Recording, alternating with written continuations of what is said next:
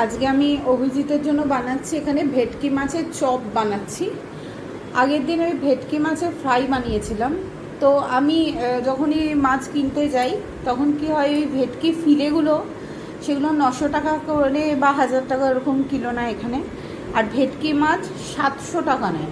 তো আমি কী করি, একটা পুরো ভেটকি মাছ গোটা কিনে নিই, সেগুলো থেকে আমি ফিলে বার করি, আর ফিলে করলে অনেক ফিলে হয়। তো আমি কিছু ফিলে দিয়ে আগের দিন ফ্রাই করেছিলাম, আর এখন করছি চপ। এতগুলো চপ আজকে হবে, আর এইটুকুনি পুরটা রেখে দেবো, ওটা আবার কালকে বা পরশু ও খাবে। আর বিকেলবেলা চায়ের সাথে একটু বলে যে একটু কিছু বানিয়ে দিতে, তো এগুলো আমি করে দিই। বাইরে থেকে কিনে খাবার থেকে বাড়িতে বানানোটা আরও বেশি ভালো হয়। তো এখন ওই জন্য আমার চপগুলো রেডি হয়ে গেছে। এবার আমি এটা ডিমের গোলায় ডুবিয়ে বিস্কুটের গুঁড়ো মাখিয়ে, মানে ওই প্যানকো যেটা থাকে ওটাতে মাখিয়ে এবার ওই ফ্রাইটা করে নেবো, করে তোমাদেরকে দেখাবো যে কীরকম হয়েছে চপগুলো। ডিম এখানে রেডি হয়ে গেছে, ডিম গোলা হয়ে গেছে, প্যানকো রেডি হয়ে গেছে,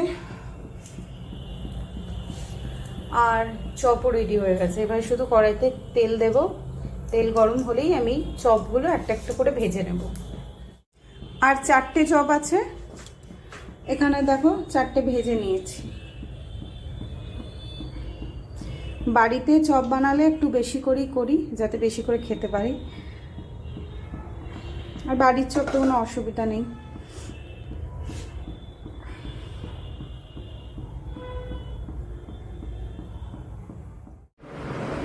চপ রেডি হয়ে গেছে।